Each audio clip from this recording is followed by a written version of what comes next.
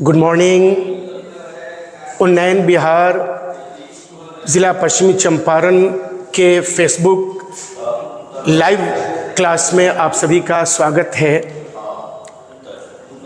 आज संगीत विषय के 12th क्लास यानी 11वीं कक्षा के क्रैश कोर्स के अंतर्गत मैं असलम आपके सामने आज हम लोग बात करेंगे हमारी भारतीय संगीत जो है उसके जो दो भाग हैं यानी पद्धतियाँ।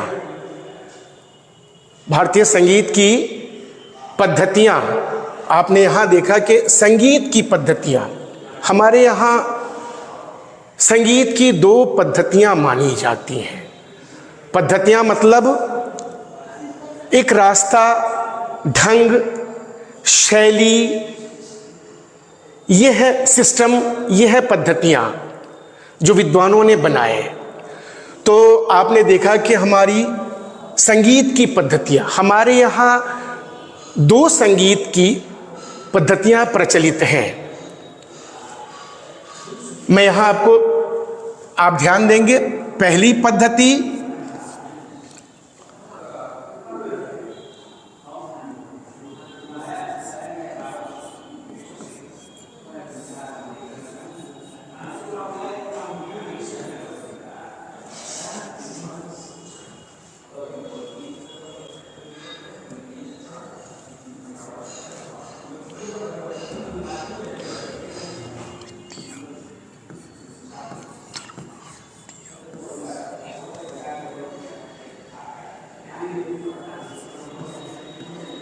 उत्तर भारतीय संगीत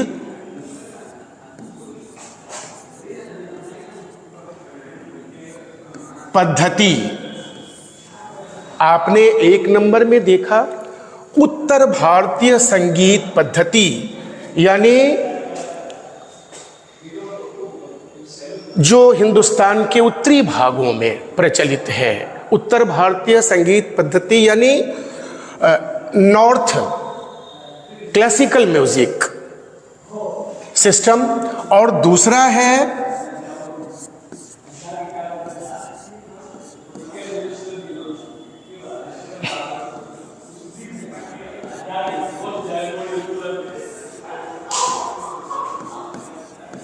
दक्षिण भारतीय संगीत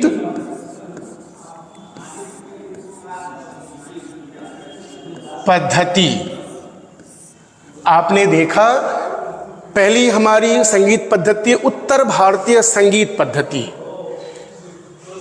जिसको हम लोग हिंदुस्तानी संगीत भी कहते हैं। जो उत्तर भारतीय संगीत है पद्धति उसे हम हिंदुस्तानी संगीत पद्धति भी कहते हैं।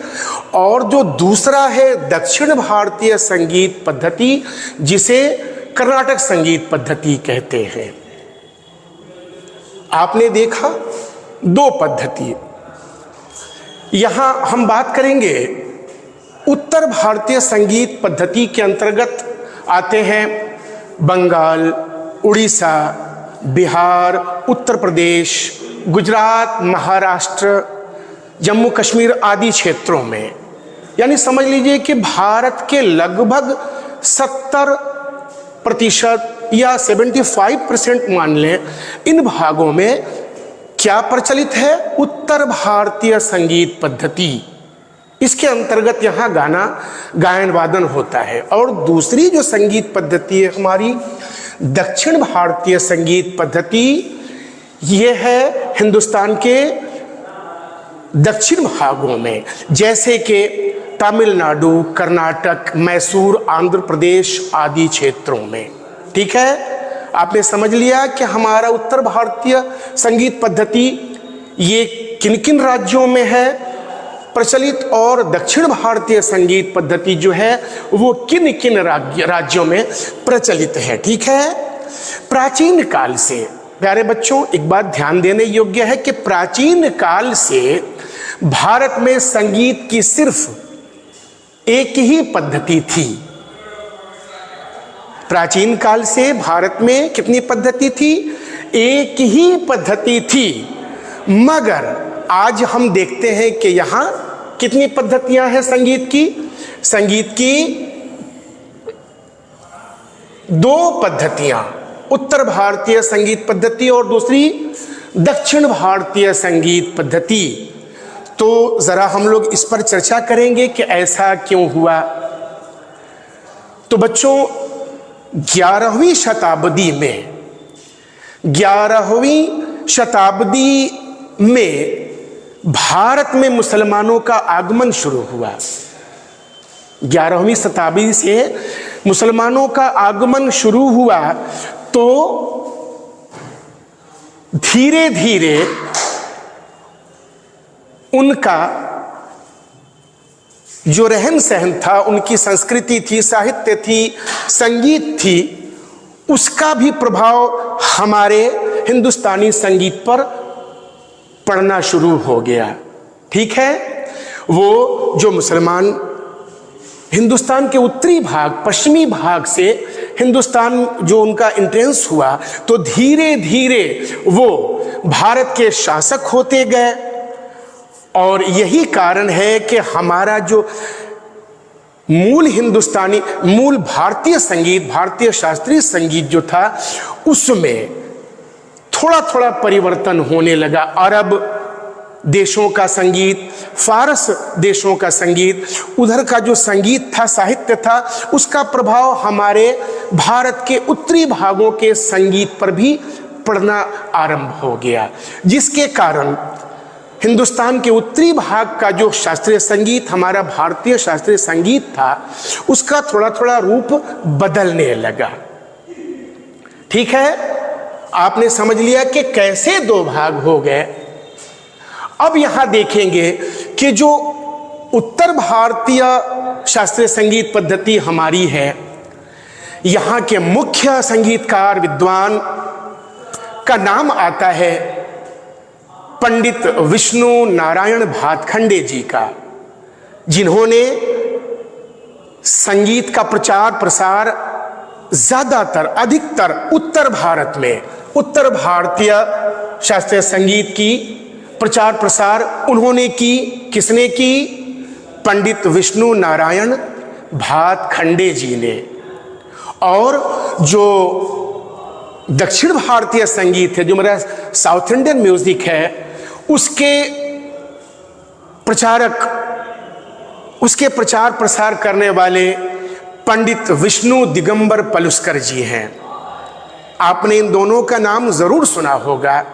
कहा जाता है कि द्वि विष्णु, एक प्रश्न आता है कि द्वि विष्णु, हो सकता है कि 4 ऑप्शन आपको दे दिया जाए विष्णु के नाम से, तो आपको ये याद रखना है कि द्वि विष्णु अगर प्रश्न आ रहा है तो उसमें है पहले पंडित विष्णु नारायण भातखंडे और दूसरे कौन है? पंडित विष्णु दिगंबर पलुस्कर जी। बात समझ में आ गई? कहीं कोई दिक्कत नहीं। अब देखेंगे, अब हम चलते हैं थोड़ा हिंदुस्तानी संगीत, थोड़ा उसकी विशेषता पर ध्यान देंगे। ठीक है,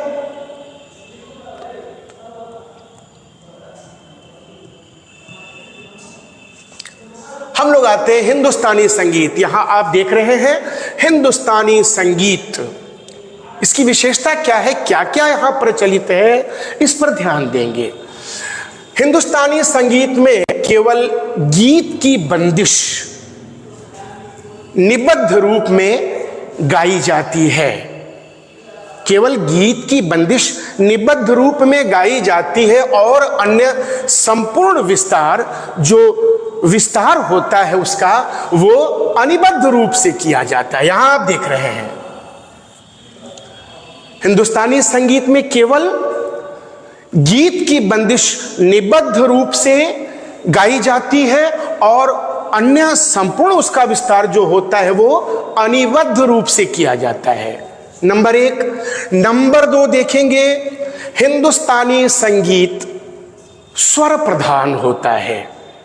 स्वरों पर विशेष ध्यान दिया जाता है, इसकी गंभीरता पर ध्यान देते हैं। इसमें जो गायन प्रस्तुत किया जाता है, जैसे आपने सुना होगा विलंबित, तो बहुत ही विलंबित लय में उस गायन को प्रस्तुत किया जाता है। कहाँ? हिंदुस्तानी संगीत पद्धति में, जो कि हम लोगों के तरफ जो है, जिसका हिंदुस्तान के लगभग 75% क्षेत्रों में, उत्तरी क्षेत्रों में इसका प्रचार प्रसार है, हिंदुस्तानी संगीत।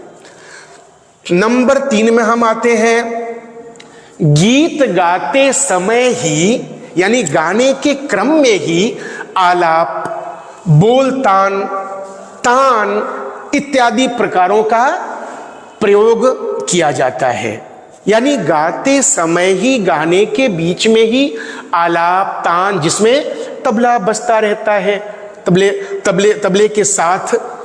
तो क्या होता है? गाने के साथ ही, गाते समय ही बोलतान, आलाप, तान इत्यादि का प्रयोग होता है।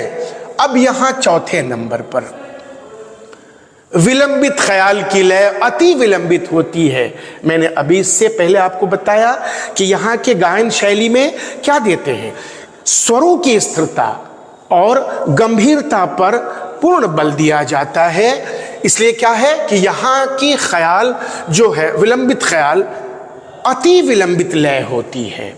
अब आते हैं आगे 5वें नंबर पर, हिंदुस्तानी संगीत का स्वरूप अनिबद्ध होने के कारण, हिंदुस्तानी संगीत का स्वरूप अनिबद्ध होने के कारण तबले पर ताल के ठेके का अखंड रूप, यानी लगातार बजते रहता है तबला, अखंड रूप बजते रहना अत्यंत जरूरी होता है।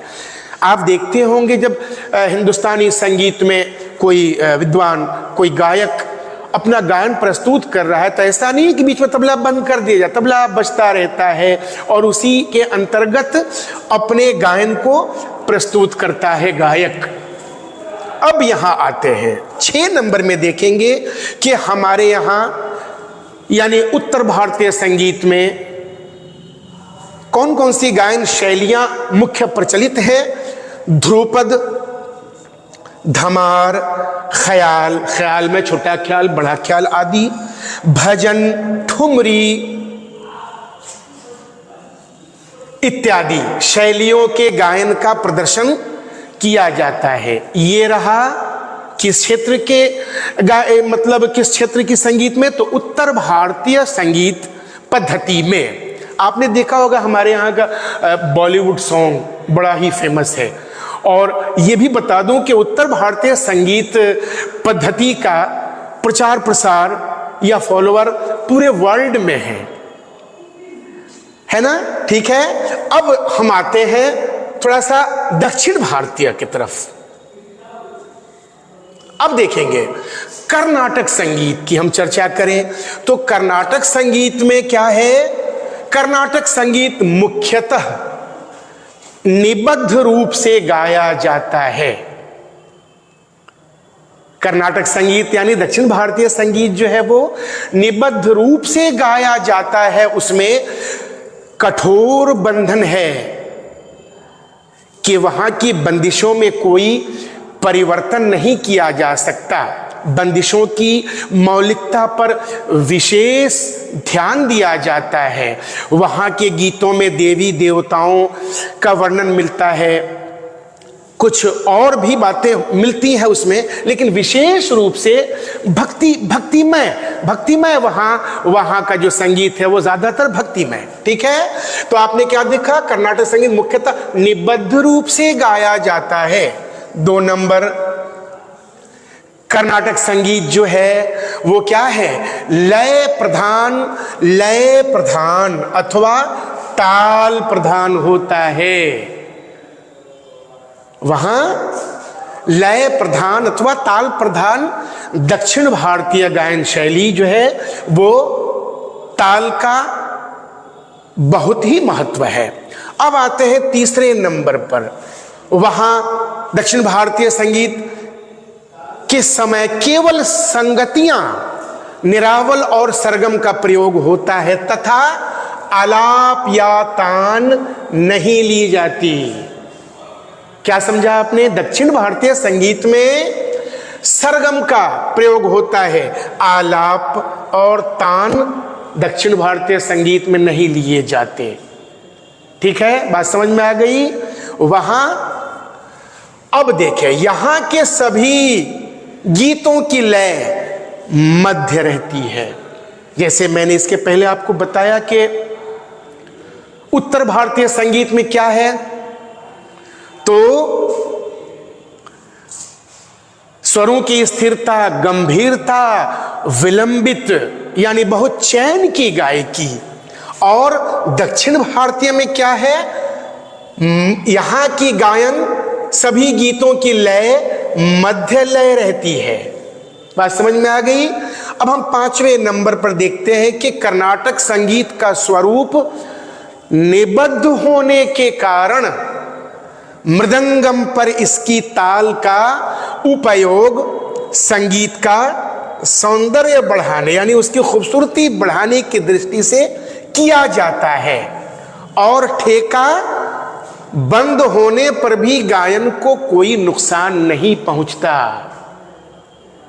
ये बात आप ध्यान में रखें कि साउथ इंडियन जो म्यूजिक है उसमें वहां का जो संगीत है निबद्ध होने के कारण मृदंगम पर इसकी ताल का उपयोग उसकी सुंदरता बढ़ाने के लिए किया जाता है, और यदि ठेका बंद भी हो जाए तो उधर के गायन को कोई नुकसान नहीं पहुंचता। और हमारे यहां क्या है कि जब गायक गाता है तो तबला बीच में बंद नहीं होता। ठीक है, बात समझ में आ गई। और ये 6 नंबर पर देखें, दक्षिण भारत में रागम, तालम, पल्लवी तथा कीर्तन या कृति का प्रदर्शन किया जाता है। हमारे यहाँ तो आपने देखा होगा कि हमारे यहाँ जो उत्तर भारतीय संगीत है उसमें जैसे हिंदी, उर्दू, फारसी, सूफी, कव्वाली, मारवाड़ी, गुजराती आदि भाषाओं में गायन होता है। कहाँ? उत्तर भारतीय संगीत में। और यहाँ हर प्रकार की गायकी होती है। मैंने इसके पहले चर्चा की थी, बॉलीवुड सॉन्ग, हर प्रकार की गायकी है। और वहाँ क्या है, वहाँ रागम, तालम, पल्लवी तथा कीर्तन का प्रदर्शन किया जाता है। मैंने कहा था ना, वहाँ की संगीत ज्यादातर भक्तिमय है। बात समझ में आ गई, कोई दिक्कत नहीं। अब हम आगे बढ़ते हैं।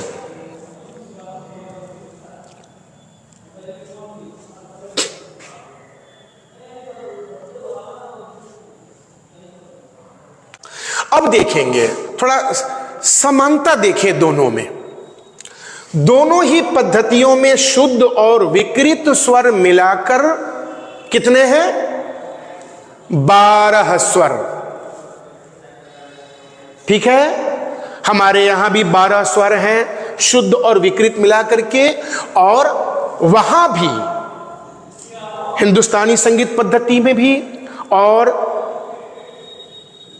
कर्नाटक संगीत पद्धति में भी, दोनों में क्या है, दोनों में ही शुद्ध और विकृत स्वर मिलाकर कुल 12 स्वर माने गए हैं। ठीक है, दूसरा देखेंगे, दोनों ही पद्धतियों में 12 स्वरों से थाट या मेल, थाट का पर्यायवाची शब्द है, यानी थाट और मेल दोनों एक ही को कहते हैं।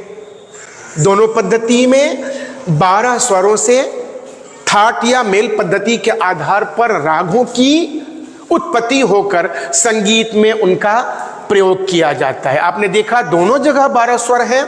अब देखें, तीसरा देखेंगे कि दोनों पद्धतियों में आलाप गान स्वीकार किया जाता है।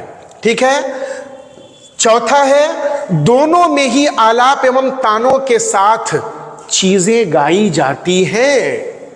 ठीक है, अब पांचवा, जन्य जनक ठाट राग का सिद्धांत दोनों में ही स्वीकार किया जाता है।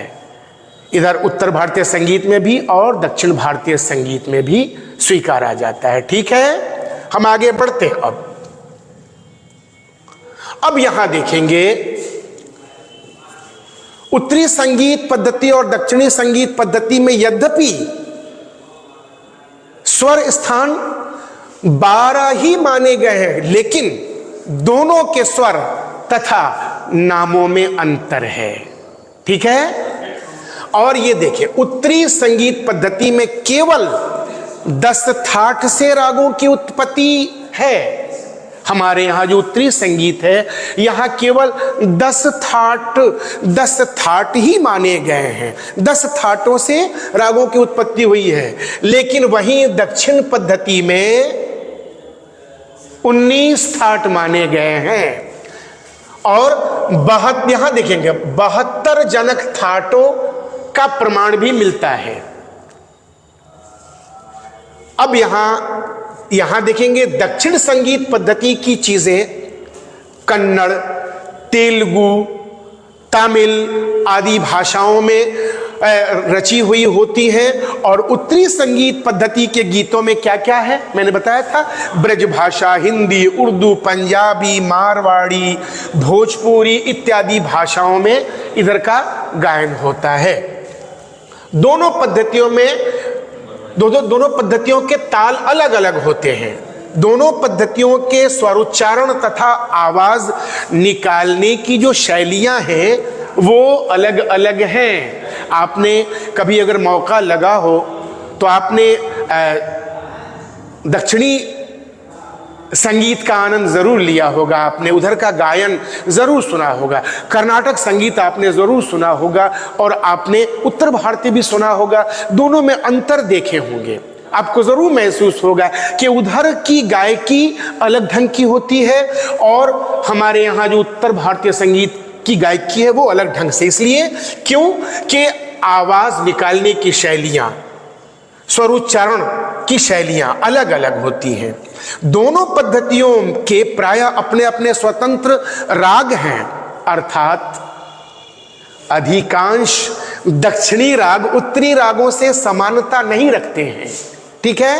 अपवाद स्वरूप कुछ ही राग ऐसे हैं दोनों पद्धतियों में जो समान रूप से हैं। ठीक है। और ये देखें 7वां, दक्षिणी संगीत पद्धति के शुद्ध स्वर सप्तक को कनकांगी अथवा मुखारी मेल कहते हैं, किंतु उत्तरी संगीत पद्धति के शुद्ध स्वर सप्तक को क्या कहते हैं, बिलावल थाट। ठीक है, बात समझ में आ गई। अब आगे बढ़ते हैं हम। अब जरा हम लोग उत्तरी और दक्षिणी स्वर के बारे में हम समझेंगे। आप यहां देख रहे हैं उत्तरी स्वर और ये कर्नाटक स्वर, कर्नाटकी स्वर। ठीक है। नंबर 1 में है सा। हमारे यहां भी उत्तर भारत में भी सा जैसे है वो सा कर्नाटक में भी माना जाता है। ठीक है। अब आए रे पर, ध्यान देंगे। हमारे यहां उत्तर भारतीय संगीत में कोमल रे को दक्षिण भारत में क्या कहा जाता है, शुद्ध रे। एक बात आप जरूर ध्यान में रखें कि दक्षिण भारत में कोमल नाम से कोई स्वर नहीं है। इस बात को ध्यान में रखेंगे। दक्षिण भारतीय संगीत में कोमल नाम से कोई स्वर नहीं है। हमारा जो कोमल होता है, आप यहां देखेंगे जो मेरा कोमल है वो दक्षिण भारत का कर्नाटकी संगीत का स्वर रे हो जाता है, शुद्ध। मेरा जो है उत्तर भारत का जो है वो कोमल रे, दक्षिण भारत का शुद्ध रे। और 3 नंबर में देखेंगे जो उत्तर भारत का शुद्ध रे है, ये दक्षिण भारत का क्या हो जाएगा, शुद्ध ग, जिसे चतुश्रुति रे भी कहते हैं। ठीक है। आगे आते हैं कोमल ग। उत्तर भारतीय संगीत में जो कोमल ग है उसे दक्षिण भारतीय संगीत में क्या कहते हैं, वहां कहते हैं साधारण ग, यानी षट श्रुति रे। ध्यान देंगे इस पर। अब आए 5 नंबर पर शुद्ध ग। उत्तर भारत में शुद्ध ग कहा जाता है और दक्षिण भारत में उसे कहा जाता है अंतर ग। उत्तरी स्वर शुद्ध ग को कर्नाटकी स्वर में क्या कहते हैं, दक्षिणी स्वर में अंतर्ग।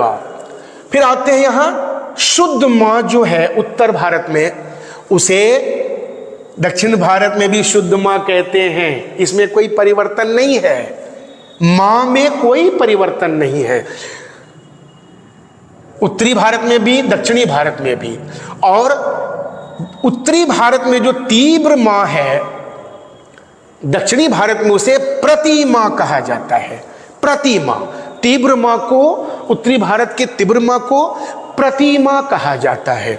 और जो पंचम है यानी प, दोनों में प कहा जाता है, उत्तर भारत में भी और दक्षिण भारत में भी प ही कहा जाता है प को। अब थोड़ा आगे बढ़ेंगे, ये 9 नंबर पर हमारे यहाँ जो कोमल धैवत है, कोमल ध यानी जिसके नीचे बड़ी लकीर रहती है, कोमल ध, उसको साउथ में क्या कहते हैं? शुद्ध ध।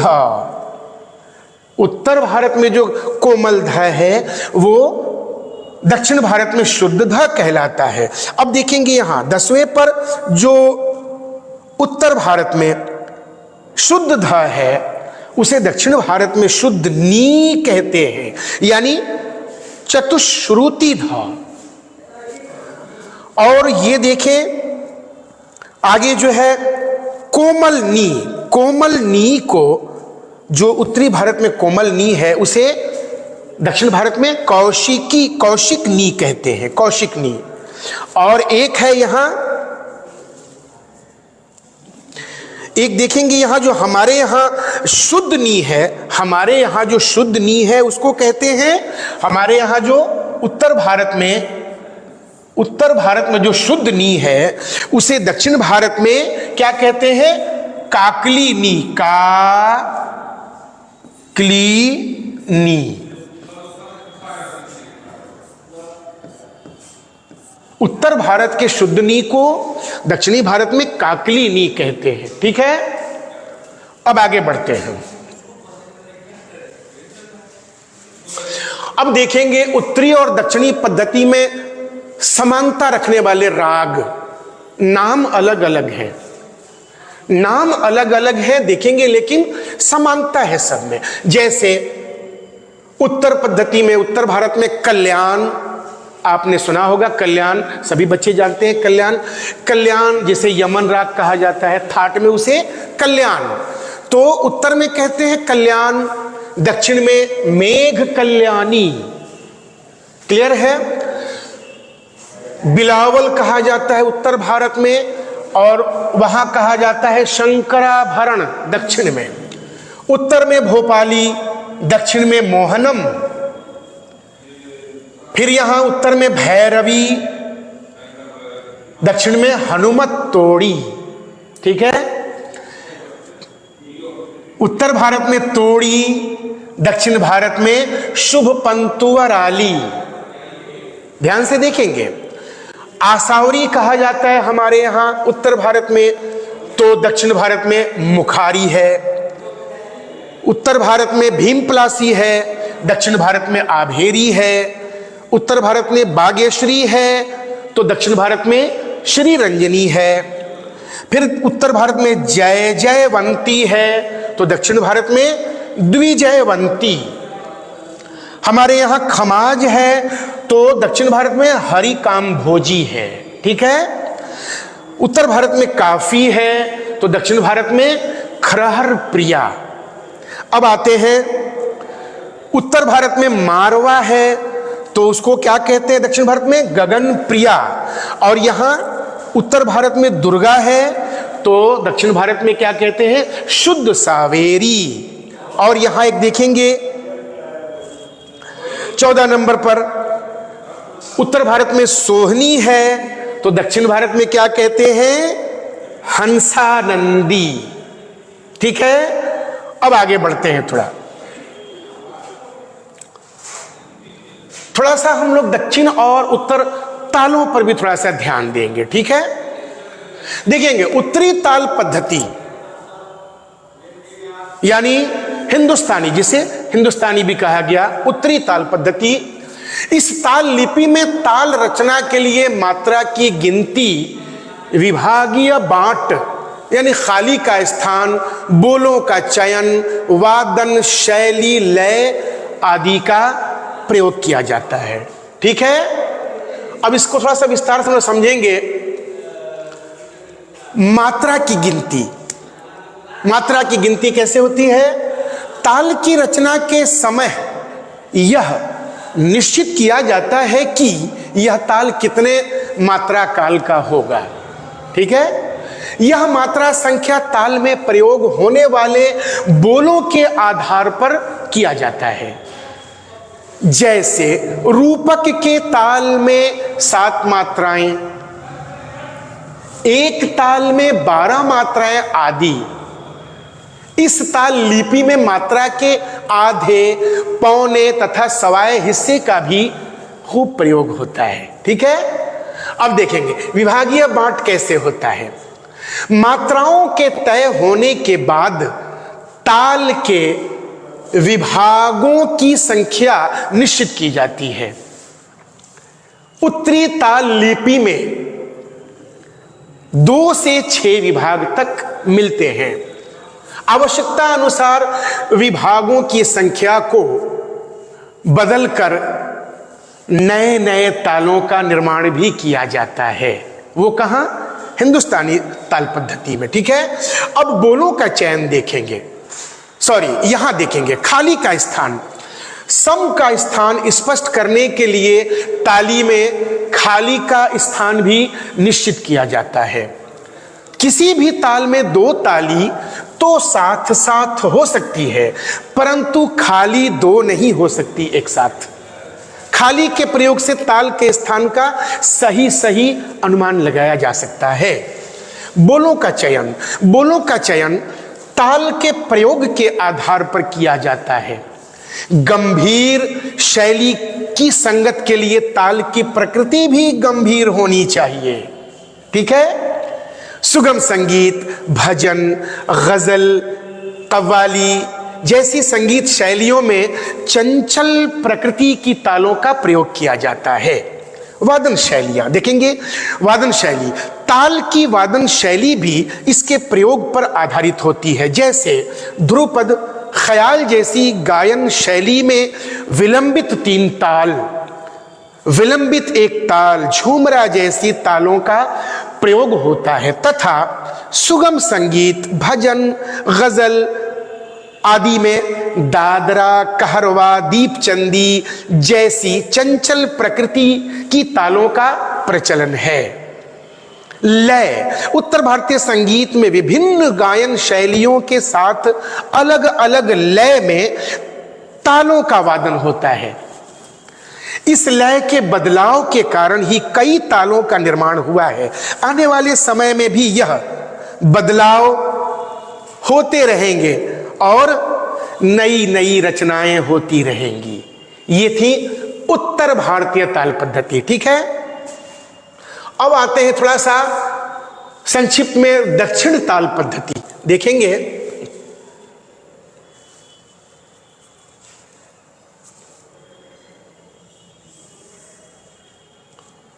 थोड़ा सा मैं समझाना चाहूंगा दक्षिण ताल पद्धति में। दक्षिणी ताल लिपि पद्धति, यह ताल लिपि भारत के दक्षिणी भाग में जन्मी तथा विकसित हुई।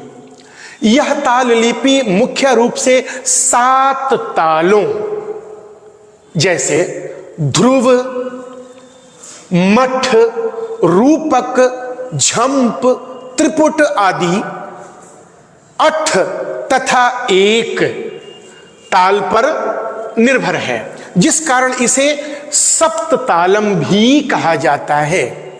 इन 7 तालों में लघु की संख्या में बदलाव करके 35 यानी 35 तालों का सिद्धांत बन जाता है।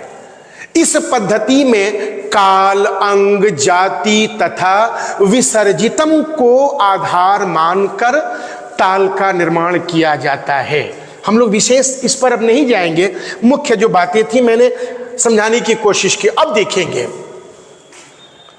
उत्तर भारतीय एवं दक्षिण भारतीय संगीत पद्धति में समानता विभिन्नता है। तो आपने देखा विभिन्न सिद्धांत, देखिए विभिन्न सिद्धांतों पर हुआ है। ठीक है ना, क्या हुआ है?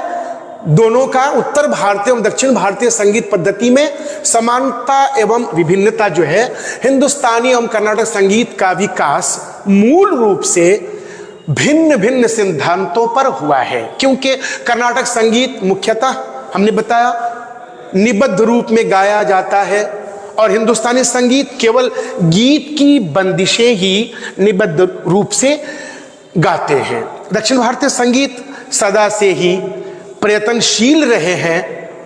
दक्षिण भारतीय संगीत के जितने भी संगीतज्ञ हैं वो सदा से ही प्रयत्नशील रहे हैं कि उनकी कला में प्रयुक्त परंपरागत तत्व जो है वो नष्ट न हो, जबकि उत्तर भारतीय संगीत धारा विभिन्न संगीत शैलियों से मिलजुल कर नित्य नवीन रूप धारण करती है। ऐतिहासिक एवं सांस्कृतिक उत्थान पतन के बीच दोनों पद्धति में कई समानता और विभिन्नताएं पाई जाती हैं। मुझे लगता है कि दोनों पद्धति के बारे में आपने अच्छी खासी जानकारी ले ली होगी। मैंने बताया था ना कि उत्तर भारतीय संगीत में 10 थाट, जिनके नाम इस प्रकार हैं: बिलावल थाट, कल्याण थाट, खमाज, भैरव, पूर्वी, मारवा, काफी, आसावरी, भैरवी और तोड़ी। ये 10 थाट हमारे उत्तर भारत में माने गए हैं। वहीं दक्षिण भारतीय संगीत में 19 थाट माने जाते हैं। ठीक है, मैं समझता हूं कि बहुत सी जानकारियां आप लोगों को पद्धति के बारे में, जो हमारे यहाँ 2 पद्धतियां प्रचलित है उसके बारे में आपने अर्जित कर ली होगी। अब यदि अगर कहीं किसी तरह की परेशानी आपको होती है तो आप कमेंट बॉक्स में ज़रूर अपनी समस्या लिखेंगे, उसका समाधान किया जाएगा। धन्यवाद।